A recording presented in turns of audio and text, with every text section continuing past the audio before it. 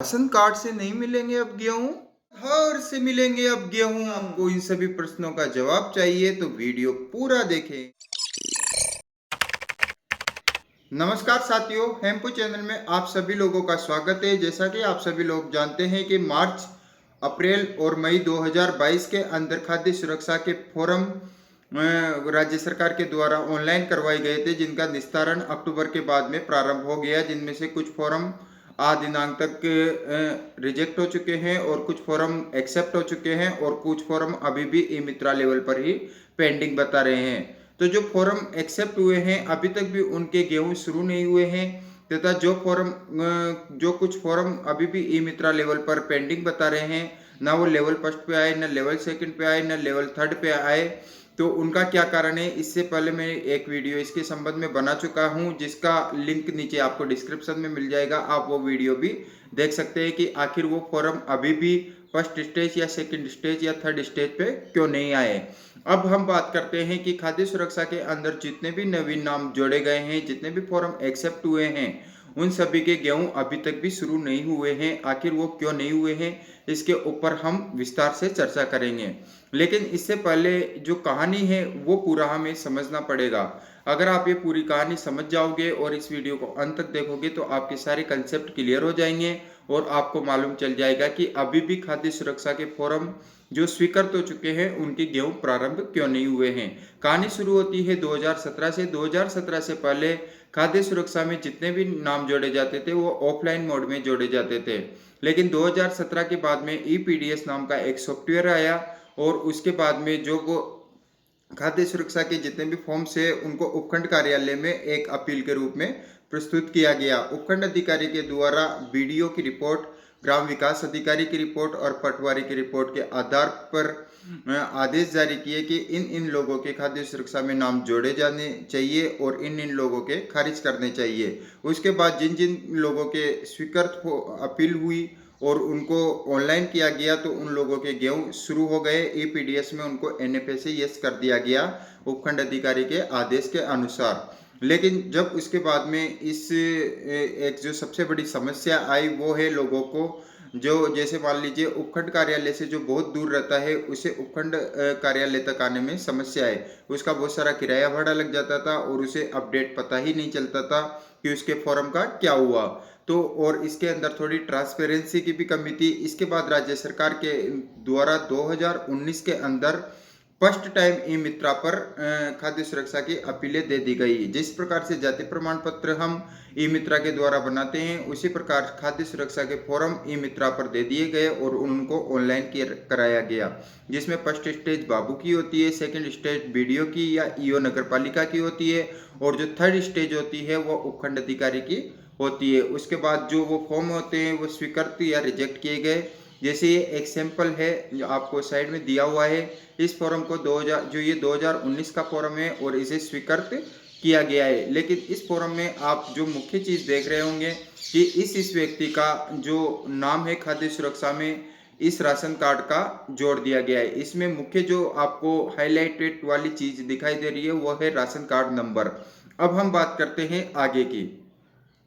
तो इसके बाद में जो 2022 के अंदर गर्मियों के दिन में अप्रैल मई के अंदर फिर से वापस से फॉर्म ऑनलाइन हुए और उनको अक्टूबर नवंबर के बाद में निस्तारण करना प्रारंभ किया गया और उसके बाद जो सर्टिफिकेट बने वो आपको ये साइड में दिया हुआ है।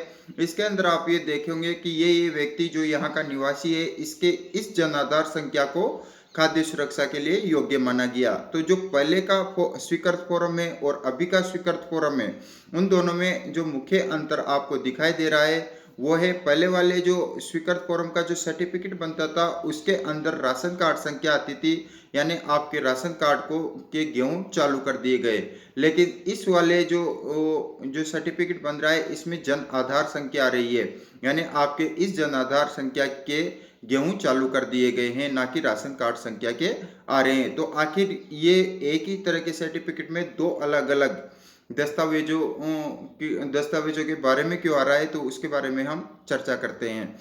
तो देखिए, जो पहले जो राशन कार्ड के आधार पर गेहूं मिलते थे, पोस्ट मशीन में राशन कार्ड नंबर फिट होते थे या अंगूठा लगता था और उसके बाद उनको गेहूं दे दिए जाते थे। लेकिन अब ऐसा नहीं होगा। कुछ समय बाद जो गेहूं मिलेंगे वो जन आधार संख्या के आधार पे मिलेंगे। और जो जिन्होंने मार्च अप्रैल मई 2022 के अंदर फॉर्म ऑनलाइन कराया और जिनका फॉर्म अब तक स्वीकृत हो चुका है, उनको गेहूं नहीं मिलने का भी ये सबसे बड़ा कारण है, क्योंकि उनके राशन कार्ड संख्या तो थे, लेकिन अब उनकी जन आधार संख्या के आधार पर गेहूं मिलेंगे। और जन आधार पोर्टल का राज्य सरकार के द्वारा एक कार्य किया जा रहा है, उस पोर्टल को अपडेट किया जा रहा है ताकि सभी लोगों को खाद्य सुरक्षा मुहैया कराई जा सके जिनके फॉर्म स्वीकृत हो चुके हैं। तो अब आप ये चीज समझ चुके होंगे कि जो अब गेहूं मिलने वाले हैं वो राशन कार्ड के आधार पर नहीं मिलने वाले, केवल और केवल जन आधार कार्ड के नाम पर ही मिलने वाले हैं। मैं दोबारा से रिपीट कर देता हूं कि जो अब गेहूं मिलेंगे वो राशन कार्ड के आधार पर नहीं मिलेंगे, जन आधार संख्या से मिलेंगे। तो अब जो आमजन है जिनको गेहूं मिल रहे हैं और जो राशन कार्ड से गेहूं उठा रहे हैं, तो क्या उनके गेहूं बंद हो जाएंगे? बिल्कुल नहीं होंगे। उसका कारण ये है कि जो भी राशन कार्ड जन आधार से लिंक होंगे उनके गेहूं बंद नहीं होंगे, और जो राशन कार्ड जन आधार से लिंक नहीं होंगे उनके गेहूं बंद हो जाएंगे। तो आज ही आप ये चेक करवा लें अपने ई मित्र के पास कि जो आपकी जन आधार संख्या है संबंधित, उसमें राशन कार्ड जो भी आपका पुराना राशन कार्ड था जिससे आपको गेहूं मिल रहे हैं वो लिंक है या नहीं है। अगर वो लिंक नहीं है तो आज ही लिंक करा लीजिए। और जो जो नए मेंबर अभी जिनके फॉर्म स्वीकृत हुए हैं वो भी अपनी जन आधार संख्या और राशन कार्ड को लिंक करा लीजिए। अब बात आती है कि गेहूं कैसे मिलेंगे। पहले राशन कार्ड में मान लीजिए 5 मेंबर होते हैं तो 5 किलो के हिसाब से 25 किलो उनको गेहूं मिल जाते थे, लेकिन अब राशन कार्ड के हिसाब से नहीं, जन आधार में जितने मेंबर होंगे उनके आधार पे गेहूं मिलेंगे। मान लीजिए जन आधार के अंदर 2 ही मेंबर है और आपके राशन कार्ड के अंदर 5 मेंबर है, तो ये मान के चलिए 2 ही व्यक्तियों को गेहूं मिलेंगे, 5 व्यक्तियों को नहीं मिलने वाले। जन आधार में जितने व्यक्ति होंगे उतने ही व्यक्तियों को गेहूं मिलेंगे। इस चीज को नोट कर लीजिए। इसलिए आज ही अपने जन आधार में जितने आपको नाम जुड़ाने हैं, जितने फैमिली मेंबर है वो जुड़वा लीजिए। भविष्य में जो भी गेहूं मिलेंगे वो जन आधार से ही मिलेंगे। पोस्ट मशीन के अंदर जो भी पहले राशन कार्ड के आधार पे वो डिटेल लेता था, लेकिन अब जो जैसे ही सॉफ्टवेयर अपडेट हो जाएगा महीने 2 महीने या जब भी सरकार इसे करेगी, उसके बाद में जन आधार संख्या से ही गेहूं मिलेंगे। तो ये आप अभी अपडेट करा लीजिए। और आपका अगर पुराना राशन कार्ड लिंक नहीं है तो उसे जन आधार से लिंक करा लीजिए।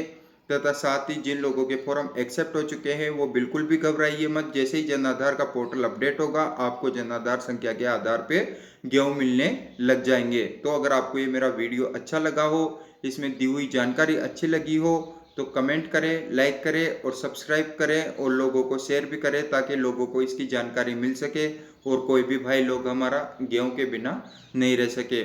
Thanks for watching.